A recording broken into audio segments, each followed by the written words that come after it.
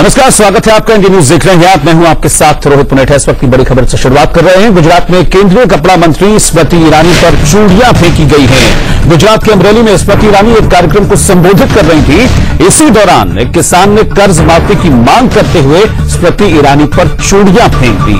इसके बाद पुलिस ने इस किसान को हिरासत में ले लिया। हालांकि केंद्रीय मंत्री स्मृति ईरानी के कहने पर इस किसान को छोड़ दिया गया। गुजरात के अमरेली में ये कार्यक्रम चल रहा था और इस कार्यक्रम के दौरान जब स्मृति ईरानी बोल रही थी तब चूड़ियां फेंकी गई। तस्वीरों को देखिए जरा ध्यान थे।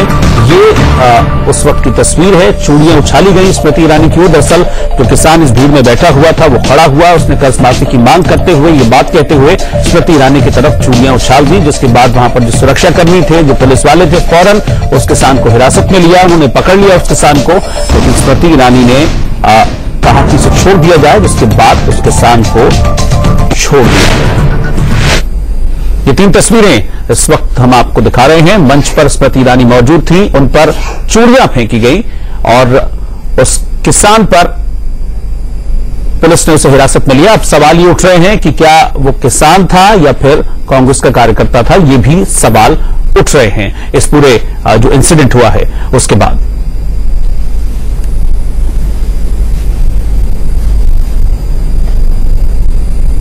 मैंने इसीलिए कहा मंच से भी कि चुनाव गुजरात में आ रहा है, इसीलिए इस प्रकार के कर्तव्यों की मुझे अपेक्षा है। और एक पुरुष को भेजा है महिला पर आक्रमण करने के लिए। मुझे लगता है कांग्रेस की वो स्ट्रैटेजी थोड़ी गलत है, लेकिन अगर फिर भी पुरुषों को मुझ पर अटैक करने के लिए भेजना चाहते हैं, मुझे कोई आपत्ति नहीं है। जहां तक मुद्दों की बात है तो मुद्दों पर हमेशा बहुत ही सादगी के साथ चर्चा हो सकती है। और अरविंद शर्मा हमारे संवाददाता इस वक्त हमारे साथ जुड़ गए हैं। अरविंद, स्मृति ईरानी जैसा कि आशंका जता रही हैं कि मुझे मुझ पर अटैक करने के लिए भेजा गया, किस ओर वो इशारा कर रही है स्मृति ईरानी? उनका अपना आरोप कि नहीं कांग्रेस कार्यकर्ता थे और स्मृति ईरानी जब ये भाषण दे रही थी सबका साथ और सबका विकास और मोदी सरकार की 3 साल की उपलब्धियां गिना रही थी, उस दौरान ये केतन कतावाला नाम का जो शख्स है ये उठा और उसने चूड़ियां फेंकी और किसानों की माफी मांगी थी और उसको पुलिस ने उसको उस समय हिरासत में लिया। और उसके बाद कांग्रेस कार्यकर्ता इसकी रिहाई को लेकर पुलिस थाने में धरने पर बैठ गए और आखिर में शाम को पुलिस को करना पड़ा। ठीक, शुक्रिया आपका इस जानकारी के लिए।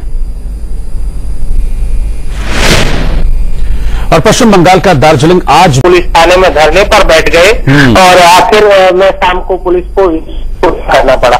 ठीक, शुक्रिया आपका इस जानकारी के लिए।